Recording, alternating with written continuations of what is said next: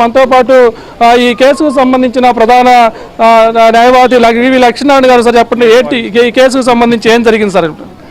So ఈరోజు మీ అందరికీ తెలిసిన విషయమే, రాష్ట్రంలో మరి గత 4 రోజుల నుంచి కూడా గత 8వ తారీఖు జరిగినటువంటి ఏదైతే 6వ తారీఖు జరిగినటువంటి ఇన్సిడెంట్ ఏదో ఉందో దానికి సంబంధించి సాక్షి మీడియాలో లైవ్ షోలో అమరావతికి సంబంధించినటువంటి క్యాపిటల్ సిటీని నాశనం చేయాలనే ఉద్దేశంతో, దానికి ఉన్నటువంటి ఇమేజ్ని డ్యామేజ్ చేయాలనే ఉద్దేశంతో ఇప్పటివరకు 2014 నుంచి ఈ 11 సంవత్సరాలు అనేక రకాలుగా విషయం తల్లి సాక్షి మీడియాని వేదికగా చేసుకొని అనేక విధాలుగా కూడా చేసినటువంటి విషయం మీ అందరికీ తెలిసిన విషయమే.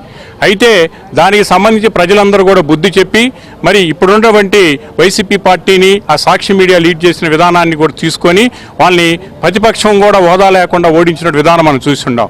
అయితే ఇప్పుడు వాళ్ళు చేసినటువంటి ఏదైతే వ్యాఖ్యానాలు ఉన్నాయో అమరావతి మహిళలందరినీ కూడా ఉద్దేశించి మాట్లాడిన విధానం ఏదైతే ఉందో వారికి వారే రాజకీయ సమాధి అయ్యేటువంటి పరిస్థితి ఏర్పడిందని చెప్పేసి మనం ఘంటాబాదం చెప్పడానికి వాళ్ళు చేసినటువంటి వ్యాఖ్యానాలు ఈరోజు మనం చెప్పుకోవచ్చు.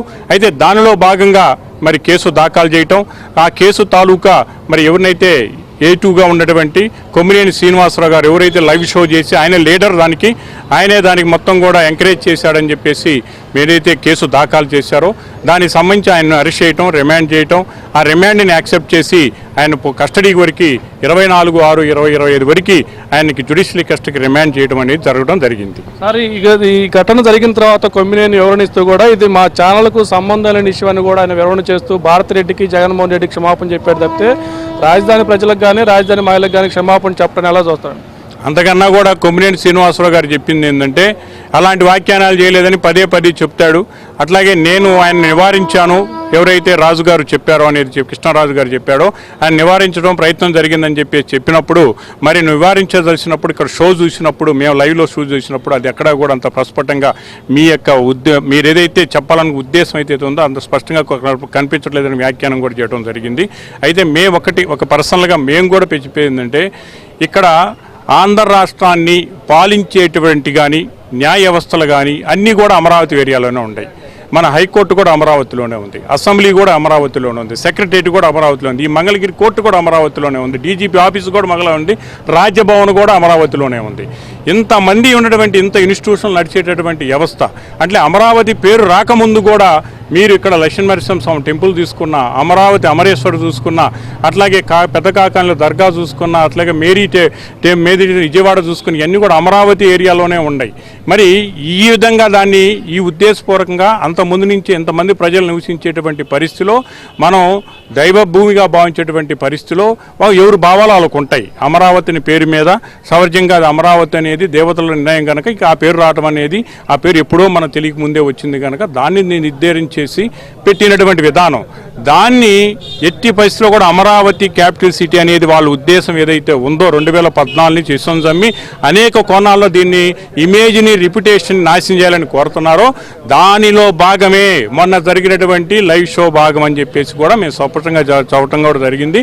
దానికి సంబంధించి వాళ్ళ ఉద్దేశం ఏదైతే ఉందో సాక్షి మీడియా ఏదైతే ఉందో వాళ్ళ section 6 of the network television act కింద కూడా దాన్ని పూర్తి స్థాయిలో ఇటువంటి ప్రోగ్రామ్స్ ఇచ్చినందుకు ప్రొహిబిట్ చేయాల్సినట్టుగా వాళ్ళని బ్రాడ్కాస్ట్ చేయకుండా ఫర్దర్ కూడా నివారించాల్సిన పరిస్థితిగా, అట్లాగే సాక్షి మీడియా సంబంధించిన మేనేజ్మెంట్ని దాని వెనుకున్నటువంటి వైసీపీ నాయకుల్ని ఎందుకు చెబుతున్నామంటే ఈరోజు కూడా అది వాళ్ళు ఏదైతే అమరావతి మీద ఇష్టపడటం కానీ అట్లాగే అమరావతి మహిళలు కానీ కామెంట్ చేయడం ఇంతవరకు కూడా ఆపలేదు.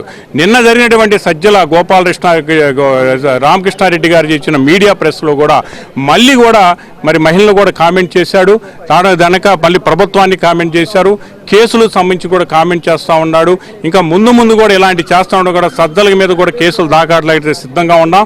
సజ్జల మీద కూడా కేసు కూడా మళ్ళీ ఇంకో కేసు రిజిస్టర్ కాబోతుంది.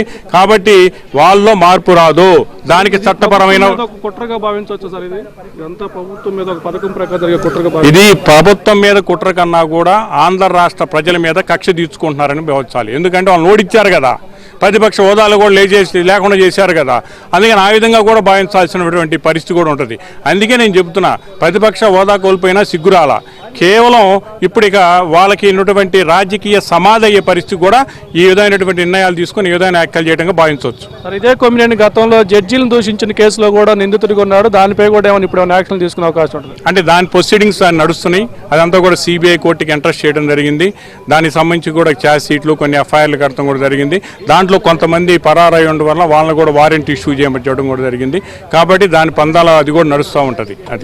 ఇది మొత్తానికి సాక్షి ఛానల్లో కూడా కావాలని చెప్పి అమరావతి పైన, అమరావతి ప్రజలపైన కూడా ఒక దురుద్దేశపూర్వకమైన ఆలోచనతో ఆ రోజు డిబేట్ నిర్వహించారు. ఇది వైసీపీ పెద్దలు తమని రాష్ట్ర ప్రజలు ఓడించి 11 స్థానాలకే కైవసం చేసి అధికారం కోల్పోయే విధంగా చేసిన రాష్ట్ర ప్రజలపై కక్ష తీర్చుకోవడం కోసమే ఇలాంటి రకమైన వ్యాఖ్యలు చేస్తూ రకరకాలుగా అమరావతిపై కూడా బురద చల్లే ప్రయత్నం చేస్తున్నారు. ఇప్పటికే ఈ కేసులో కొమ్మినేని శ్రీనివాస్ను అరెస్ట్ చేసిన పోలీసులు త్వరలోనే కృష్ణరాజును కూడా అరెస్ట్ చేస్తారు. మరోవైపు ఎంత జరుగుతున్నా కూడా వైసీపీ పెద్దలు తమ నోటి దురుసును తగ్గించుకోవటం లేదు. నిన్న సజ్జల రామకృష్ణారెడ్డి చేసిన వ్యాఖ్యలపై కూడా కేసులు నమోదు చేశాము. త్వరలో సజ్జల రామకృష్ణారెడ్డిని కూడా అరెస్ట్ చేయిస్తామంటూ కూడా న్యాయవాదులు లక్ష్మీనారాయణ చెబుతున్నారు. ఇది మొత్తానికి కొమ్మినేని శ్రీనివాస్కు 14 రోజులు రిమాండ్ విధించిన నేపథ్యంలో మరికొద్ది సేపట్లో ఆయన గుంటూరు జిల్లా జైలుకి అయితే తరలించేందుకు పోలీసులు ఏర్పాట్లు చేశారు.